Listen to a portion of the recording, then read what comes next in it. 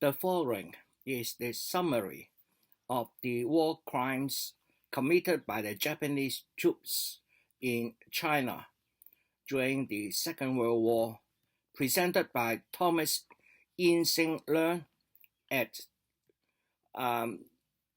2015 Beijing Forum of Human Rights, 16 to 17 September 2015. Mr. Leung is the founder and president of the Cultural Regeneration Research Society calendar. The title of his article is The Bleeding Wounds, the Japanese Denial of War Crimes and Their Effects on Humans.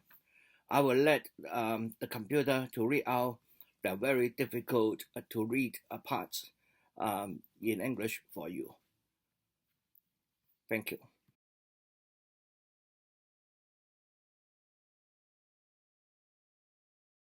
War crimes committed by the Japanese government. During its invasion and occupation of Korea and many places in China, the Japanese committed numerous war crimes including but not limited to 1. Human experimentation.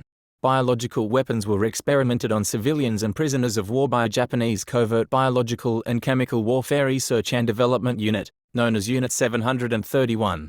According to the 2002 International Symposium on the Crimes of Bacteriological Warfare, the number of people killed by the Japanese army germ warfare and human experiments was around 580,000.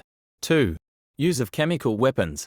According to the study of historians Yoshiki Yoshimi and C.I. Matsuno, in early 1938, the Imperial Japanese Army began full-scale use of phosgene, chlorine, leucite, nausea gas and mustard gas against the Chinese troops. Perhaps as many 200,000 Chinese died of bubonic plague, cholera, anthrax and other diseases resulting from the use of biological warfare. 3. The Nanking Massacre. The Japanese captured Nanjing on December 13, 1937. Eyewitness accounts of Westerners and Chinese say that over the course of 6 weeks, the Imperial Japanese Army murdered an estimated 200,000 to over 300,000 Chinese civilians and disarmed combatants, perpetrated widespread rape, looting, theft, arson, and other war crimes. 4. Forced labor. The Japanese military's use of forced labor directly caused many deaths because the assigned work were often in dangerous conditions without adequate safety precautions.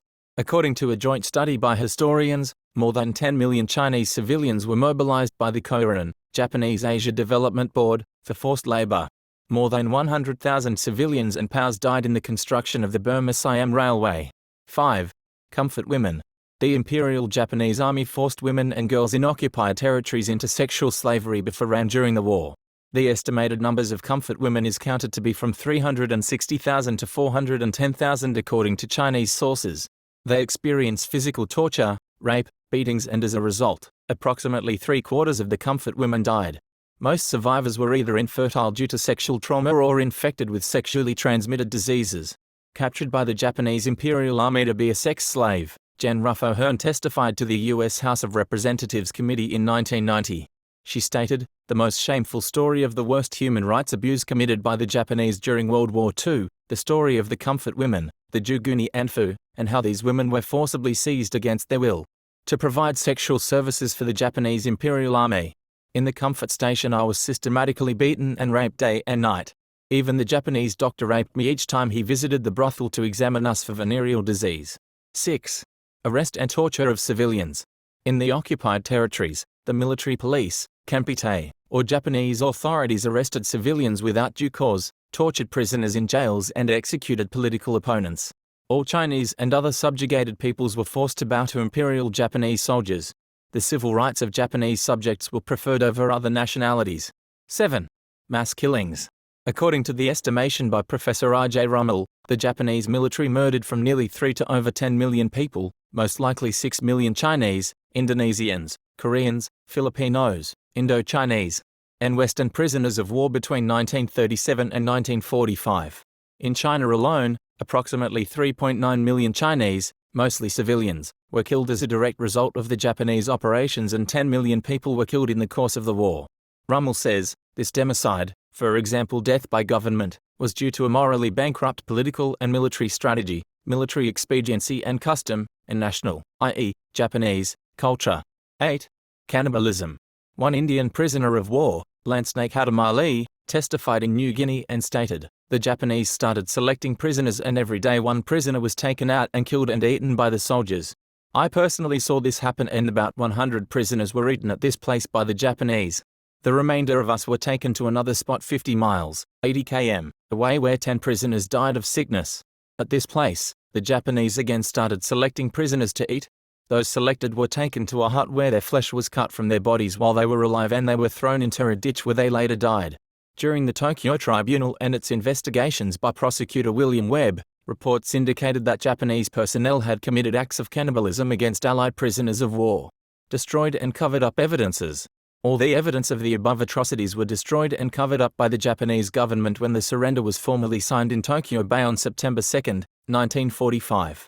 Vast quantities of records pertaining to war crimes and the war responsibility of Japan's leaders, including the Emperor, had been burnt. The Imperial Army, Navy, and almost all government ministries destroyed their incriminating files. According to the International Prosecution section of the Judgment of International Military Tribunal for the Far East, when it became apparent that Japan would be forced to surrender, an organized effort was made to burn or otherwise destroy all documents and other evidence of ill treatment of prisoners of war and civilian internees. The Japanese Minister of War issued an order on August 14, 1945 to all army headquarters that confidential documents should be destroyed by fire immediately.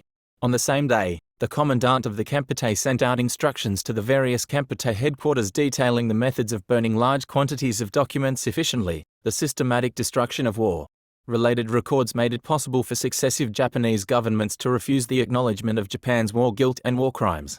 By denying the responsibilities of war crimes, the Japanese also destroys its credibility as a nation that claims to promote peace and human rights after the war. As the Japanese denies its war crimes, it continues to hurt the victimized nations like rubbing salt on bleeding wounds.